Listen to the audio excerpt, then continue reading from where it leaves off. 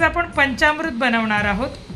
तर सर्वप्रथम वस्तू काय काय घेतलेल्या आहेत ते बघूया। हे आहे दही, हे आहे तूप, हे आहे दूध, साखर आणि मध। या 5 वस्तूंपासून बनते, त्याला म्हणतात पंचामृत।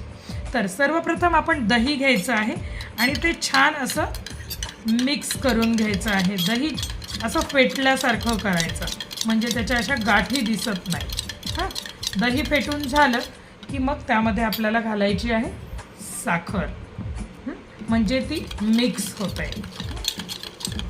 हे झाले साखर, आणि साखर मिक्स होत आली की मग त्याच्यामध्ये तुम्हाला घालायचं आहे दूध। दूध घातलं की मग याच्यामध्ये थोडासा मध घालायचा आहे, असा मध। आणि सगळ्यात शेवटी घालायचं आहे आपल्याला तूप। सगळ्यात कमी घालायचं असतं तूप, हे घालायचं थोडं 2-3 थेंब तुपाचे। बाकी हे झालं। आता हे छान मस्त मिक्स करून घ्यायचं आहे।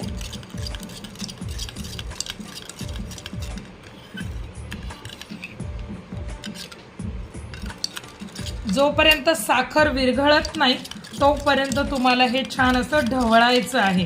हां, आणि ज्या वेळेला साखर पूर्ण मिक्स झाली की मग ह्याच्यामध्ये एक तुळशीचं पान घालायचं आहे आणि कृष्णाला याचा नैवेद्य दाखवायचा आहे। हे पंचामृत सत्यनारायणाची पूजा असेल, छोटासा अभिषेक जरी तुमच्याकडे असेल देवाचा, तरी सगळ्यात पहिले सुरुवात होते ती